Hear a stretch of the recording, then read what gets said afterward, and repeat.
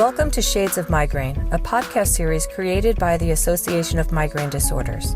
Migraine isn't black and white, it's blurry and shadowy, but there are many forces at work trying to change how we think about and deal with this disease.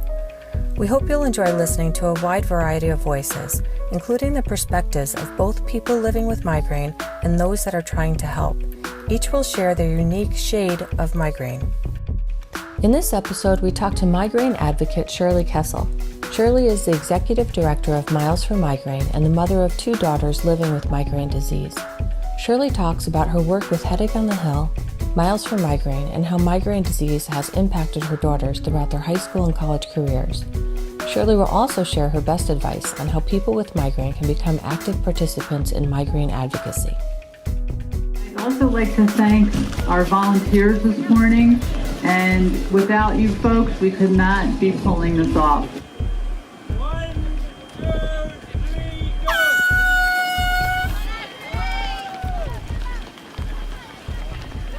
Today we're here with Shirley Kessel from Miles for Migraine. Welcome, Shirley. Thank you. Tell me a little bit about yourself.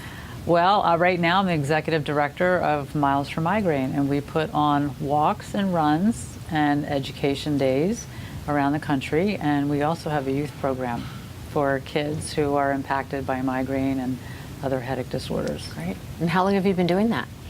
I've been in this role since last January as a actual employee. Before that, I was a volunteer. And how did you become involved or interested in migraine and Miles for Migraine? My daughter Sydney was diagnosed with chronic migraine when she was 16, and she said to me, "Mom, we've got to do something about this. I can't believe how sick I am and no one's doing anything. These medicines they're giving me are so old, or the same ones they gave you back in your 20s. And so we found Miles for Migraine online, and we brought the race to Philadelphia back in 2013. And since then, we've had it grow every year. So tell me some numbers. What was it originally, and what do you have it up to now? So originally we had 40 people that we actually piggybacked onto the Philly Marathon. We just made a team. We all went down there. We did the race. We were so excited. And people said, "You have to do this next year." And so I said, okay. And we went up to 150. And we had our own Miles for Migraine race. It was not on the back of another race. Right. And then the following year we had 300. And the past 2 years we've had just about 500. That's So something to be really proud grown. of. Yeah, it's That's great. great. Good. And how's your daughter doing? Sydney is doing much better. She did have to leave high school in her sophomore year. She was homeschooled. She then eventually had to stop homeschooling because she was not going to be able to graduate. So she ended up taking classes at a local university, and she was able to go part-time and finish high school that way. She did not go to her graduation. All of her friends walked in graduation. She actually went and sat in the audience, and I was so amazed that she was able to do that. I couldn't even go. And so she went to college a year late, but a good story is that she's doing much better. She still has migraine. She's coping with it. She takes a much reduced course load, which really helps her to be able to stay on focus and, miss a day here and there. So, and she's here at GW. Oh, she is? Yeah, good. she's Good for yes. her. That's great. So you understand you have 2 other daughters as well. I have 2 other daughters. Sydney's the youngest. My middle daughter, Julia, also has chronic migraine. Her story is not quite the happy ending. Just today, she called me and told me she's leaving grad school, and she was studying to be speech and language pathologist and decided she could no longer do it because her migraine is that debilitating. And so this is the first day that I'm knowing this news, and I'm not really sure what is coming next. So we'll see. And my oldest daughter, Jeriel, is blessed with no migraine. There are new potential treatments coming up this year and the next year. CGRP antibodies.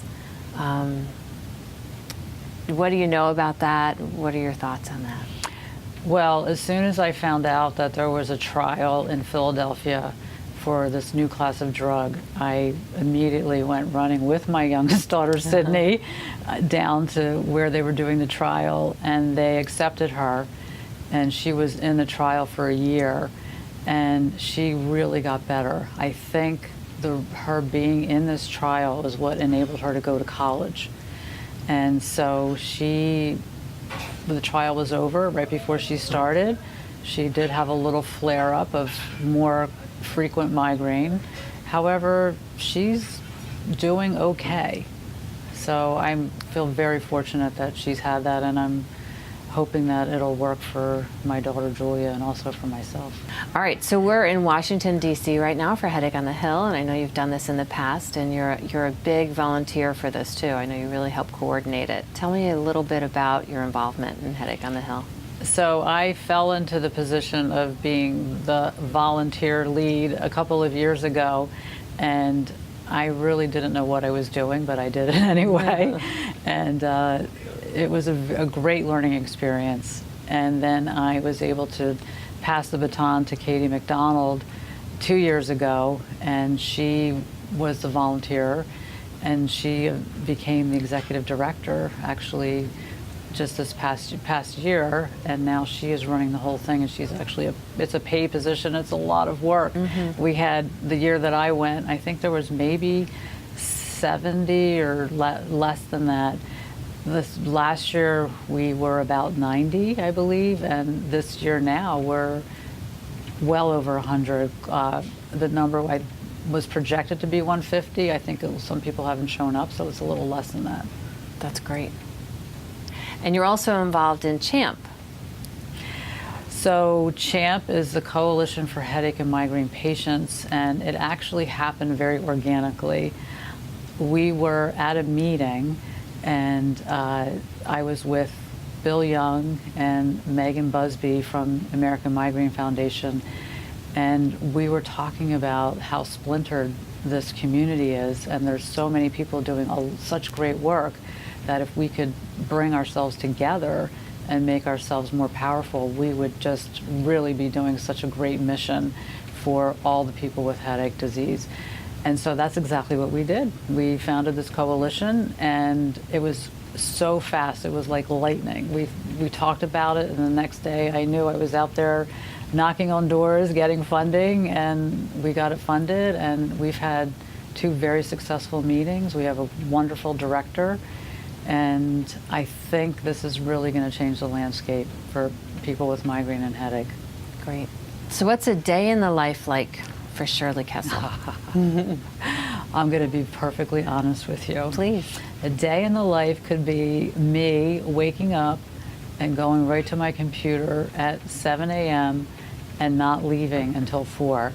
And that also means sometimes I'm still in my pajamas at 4 p.m., depending on my day. Uh-huh. I work from home for a few reasons. First of all, the work I do and all the planning that we do and preparation, we can do it from any place. And so I'm typically sending emails, having phone meetings, and planning our races, working with all kinds of people, and raising money. And then that could be a very typical day. Other days I'm, driving someplace and working with a company that's helping us with our website or our social media. And then I might be traveling to another state for headache meetings, the American Headache Society, AAN. And then this year I'll be traveling to 12 cities because we'll be having 12 walk runs and 2 education days. Wow. So I won't be in my pajamas for that. Right. So you're doing all this while you're trying to manage your migraines. Yeah, so I feel very fortunate that I can work from home. Mm-hmm. So this year's going to be challenging. I don't know what it's going to be like going to 12 different events. I was only at 5 last year, so we're going from 5 to 12. So mm-hmm. It's a really big jump. I don't know what's going to happen. I'm going to do the best I can. It is such great work. Such great work. Thank you. Yeah. How can people become involved? Please go to our website, sign up for our newsletter, milesformigraine.org, so you can know when we're coming near you, to your town. And if we're not coming to your city, please consider doing a virtual walk, run. It could be anything. It could be, a basketball game. It could be ping pong. It could be watching a movie. We don't care.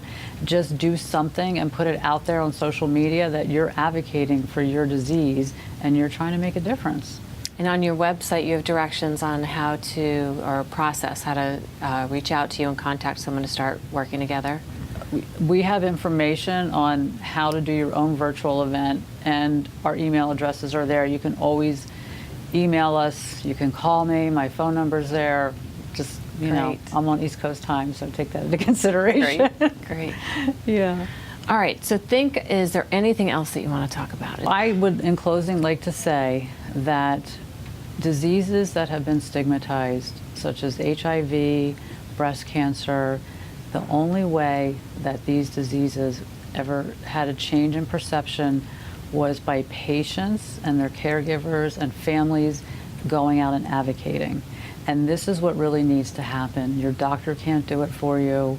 No one else can do it for you. You have to go out, and I know what it's like to have a really bad day and not feel well, to come and show up at a live patient participatory event. That is a really key word, because it's only when people come out in a live forum that the public is going to have the perception change that migraine is more than just a headache.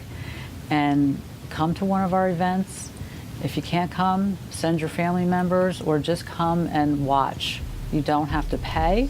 Bring a chair, sit down, and just be present. And thank you for tuning in to Shades of Migraine. For more information about migraine disease, please visit migrainedisorders.org.